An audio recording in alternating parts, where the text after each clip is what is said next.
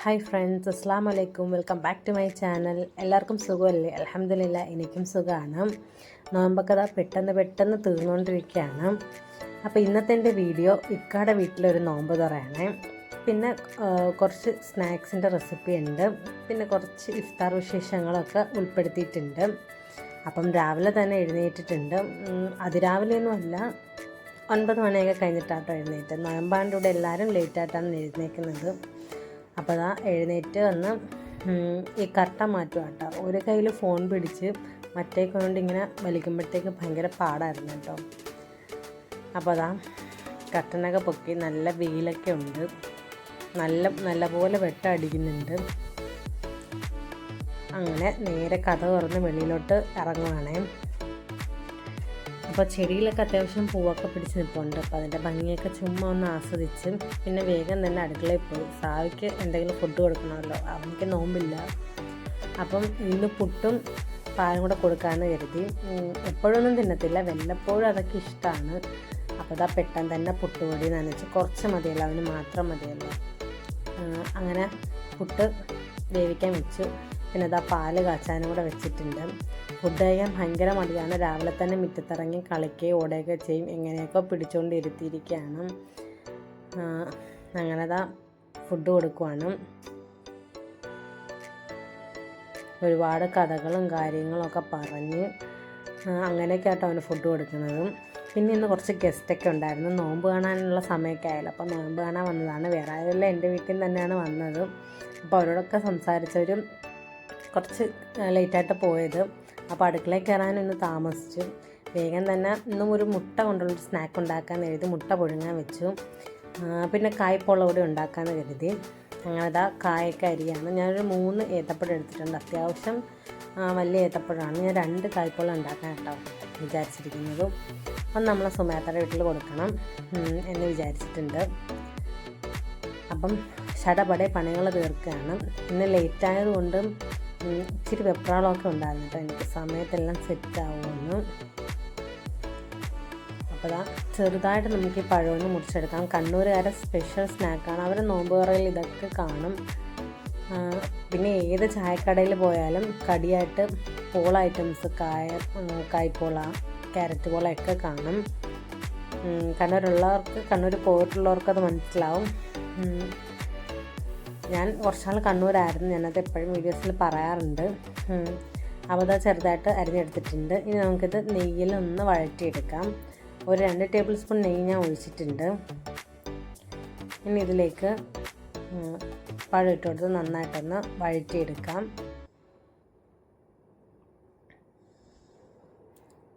ഒരുപാട് പഴുത്ത പഴമല്ല കേട്ടോ, ഒരു അത്യാവശ്യം പഴുത്തൊരു പഴമാണ്. നല്ല പഴുത്ത പഴമാണെങ്കിലും കുഴപ്പമൊന്നുമില്ല, നല്ല ടേസ്റ്റ് ആയിരിക്കും കേട്ടോ. അപ്പോൾ നന്നായിട്ടൊന്ന് വഴറ്റിയെടുക്കാം.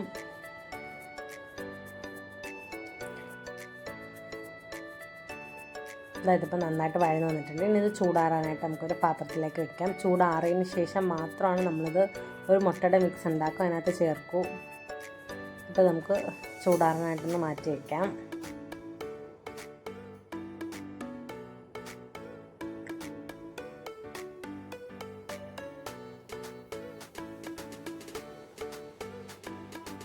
ഇനി മുട്ടയുടെ ഒരു മിക്സ് കൂടെ നമുക്ക് റെഡിയാക്കാം. ഇതിനായിട്ട് ഞാൻ എടുത്തേക്കുന്നത് 4 കോഴിമുട്ടയാണ്. അത് മിക്സി ജാറിലേക്ക് ഇട്ട് കൊടുക്കാം. ഇനി ഇതിലേക്ക് വേണ്ട 4 ടീസ്പൂൺ പാൽപ്പൊടിയാണ്. നമ്മൾ 10-ൻ്റെ ഒരു പാക്കറ്റ് വരുമല്ലോ പാൽപ്പൊടി, അമൂലിൻ്റെ, അതൊരു പാക്കറ്റ് മതിയാവും കേട്ടോ. കറക്റ്റ് 4 ടീസ്പൂൺ ഉണ്ട്. അപ്പം ആ ഒരു പാക്കറ്റ് പാൽപ്പൊടി കേട്ടോ ഞാൻ ഇട്ട് കൊടുക്കുന്നത്. ഇനി മധുരത്തിന് ആവശ്യമായ പഞ്ചസാര ചേർക്കാം. ഞാനൊരു 5 ടേബിൾ സ്പൂൺ പഞ്ചസാര ചേർക്കുന്നുണ്ട്. ഏകദേശം ഒരു 1/4 കപ്പോളം പഞ്ചസാര വരും. അപ്പോൾ അതും കൂടെ ചേർത്ത് കൊടുക്കാം. ഇനി വേണമെങ്കിൽ മാത്രം 2 ഏലക്ക കൂടി ഇട്ട് കൊടുക്കാം. ചിലർക്ക് മുട്ടയുടെ ഒരു ഫ്ലേവർ ഇഷ്ടപ്പെട്ടെന്ന് വരത്തില്ല, അതുകൊണ്ടാണ് ഞാൻ 2 ഏലക്ക ചേർത്തത്. അല്ലെങ്കിൽ വാനില എസൻസ് ആയാലും മതി. അപ്പോൾ നന്നായിട്ട് മിക്സിയിൽ അടിച്ചിട്ട് നമുക്കൊരു ബൗളിലേക്ക് ഒഴിച്ചു കൊടുക്കാം. ഇനി ഇതിലേക്ക് വഴറ്റി വെച്ചേക്കുന്ന ഏത്തപ്പഴം കൂടി ഇട്ട് കൊടുക്കാം. പകുതി ഇട്ട് കൊടുത്താൽ മതി. ഇത് 2 കായ്പോളയ്ക്കുള്ള ഏത്തപ്പഴം ഉണ്ട്. ഇനി നന്നായിട്ടൊന്ന് മിക്സ് ചെയ്യാം.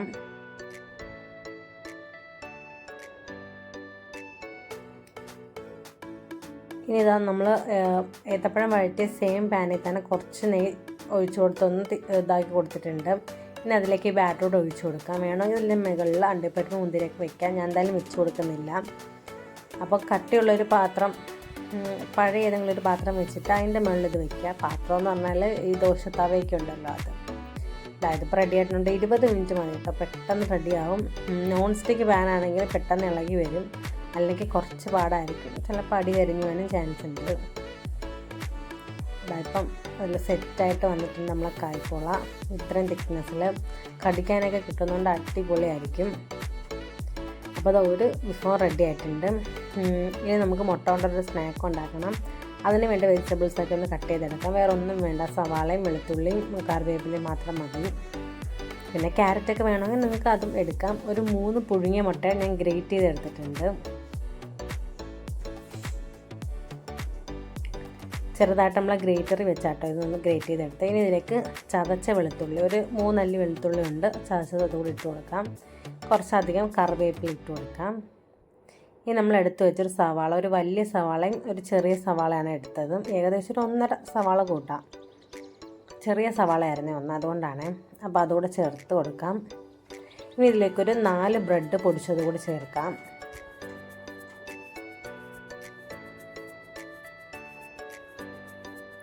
ഇനി ഇതൊന്ന് മിക്സ് ചെയ്ത് കൊടുക്കാം.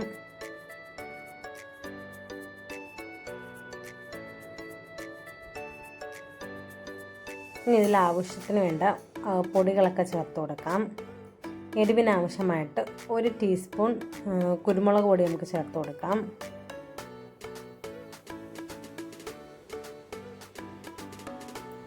ഇനി ഒരു 1/2 ടീസ്പൂൺ മുളക് പൊടി ചേർത്ത് കൊടുക്കാം. ഒരു 3/4 ടീസ്പൂൺ ഗരം മസാല ചേർത്ത് കൊടുക്കാം. ആവശ്യത്തിന് ഉപ്പ് കൂടി ചേർത്ത് കൊടുക്കാം. ചിക്കൻ മസാല ഉണ്ടെങ്കിൽ അത് ചേർത്താലും നല്ല ടേസ്റ്റാണ്. ഇനി ഒരു 4 ടേബിൾ സ്പൂൺ വെള്ളം കൂടെ ഒഴിച്ച് നന്നായിട്ട് കുഴച്ചെടുക്കാം. എപ്പോഴും നമ്മൾ ചിക്കനും ബീഫൊക്കെ കൊണ്ടല്ലേ സ്നാക്ക് ഉണ്ടാക്കുന്നത്. ഇന്നൊരു വെറൈറ്റി പിടിക്കാൻ വേണ്ടിയാണ് മുട്ട കൊണ്ട് സ്നാക്ക് ഉണ്ടാക്കാമെന്ന് വിചാരിച്ചത്. എൻ്റെ വീട്ടിൽ എൻ്റെ ഉമ്മച്ചാമായും എൻ്റെ അമ്മായിമ്മയും, അതായത് ഇക്കാട് ഉമ്മായും ചിക്കനും ബീഫും ഒന്നും കഴിക്കില്ല, ഇറച്ചി ഒന്നും കഴിക്കില്ല.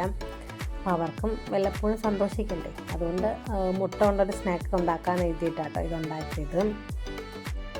അപ്പോൾ അതാ ഇങ്ങനെ ഉരുട്ടുന്നൊരു പരുവാകുമ്പോഴത്തേക്ക് കറക്റ്റാണ്. വെറും 4 ടേബിൾ സ്പൂൺ വെള്ളം മാത്രം മതി കേട്ടോ.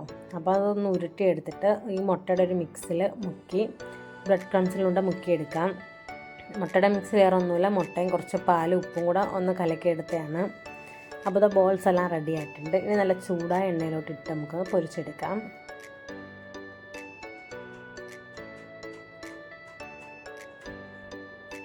അപ്പോൾ നിങ്ങളെ വീട്ടിൽ ഇതുപോലെ ചിക്കനും ബീഫും മട്ടനും ഒന്നും കഴിക്കാത്തവരുണ്ടെങ്കിൽ ഒന്ന് കമൻറ്റ് ചെയ്യണം, മറക്കരുത്. അപ്പോൾ ഇതാ തിരിച്ച് മറിച്ചൊക്കെ ഇട്ട് നമുക്കൊന്ന് വേവിച്ചെടുക്കാം.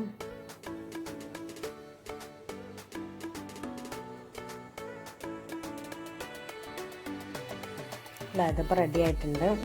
നമുക്കത് കോരി മാറ്റാം. ഇത് ഇത്രയും പൊരിച്ച് കഴിഞ്ഞപ്പോൾ തന്നെ ബാങ്ക് വിളിക്കാൻ ഏകദേശം സമയമായിരുന്നു. ലേറ്റ് അല്ലായിരുന്നു മൊത്തം. അപ്പോൾ അതാ ഞാൻ ഷമാം ജ്യൂസ് അടിക്കാനായിട്ട് ഷമാമും ഒരു പാൽപ്പൊടിയും കുറച്ച് തണുത്ത വെള്ളം കൂടെ ഒഴിച്ചിട്ടുണ്ട്. ഇനി മധുരത്തിന് ആവശ്യമായ പഞ്ചസാര കൂടെ ഇട്ട് കൊടുക്കാം. ഇതെല്ലാം ഇട്ട് കഴിഞ്ഞപ്പോഴാണ് ഓർത്തത്, അയ്യോ ക്യാമറ ഓൺ ആക്കിയില്ലല്ലോ എന്ന്. വെപ്രാളത്തിൽ മറന്നു പോയതാണ്. ഇതിപ്പോൾ ഒരു സ്ഥിരം പതിവായിട്ട് മാറിയിട്ടുണ്ട് ഇങ്ങനെ ഒരു മറവി. എന്തായാലും എന്താ ജ്യൂസ് അടിച്ച് നമ്മൾ ജഗ്ഗിലാക്കിയിട്ടുണ്ട്. ഇനി കുറച്ച് കസ്കസ് കൂടെ ഇട്ട് കൊടുക്കാം. കസ്കസ് നമ്മൾ നിർബന്ധമായിട്ട് ഇപ്പം ജ്യൂസിൽ ചേർക്കും കേട്ടോ, ശരീരം തണുക്കാൻ നല്ലതാണ്. അപ്പം നോയമ്പ് പിടിക്കുന്ന എല്ലാവരും മാക്സിമം കസ്കസൊക്കെ കഴിക്കാൻ നോക്കാം. അപ്പോൾ അതാ എല്ലാം എന്താ നിരത്തിയിട്ടുണ്ട്. കായ്പോളയും തണ്ണിമത്തനും പള്ളിക്കഞ്ഞിയും എഗ് ബോൾസും ജ്യൂസും എല്ലാം റെഡി ആയിട്ടുണ്ട്. ചായയും ഉണ്ട്. അപ്പോൾ ഇന്നത്തെ വിശേഷം ഇത്രയേ ഉള്ളൂ. അടുത്തൊരു വീഡിയോ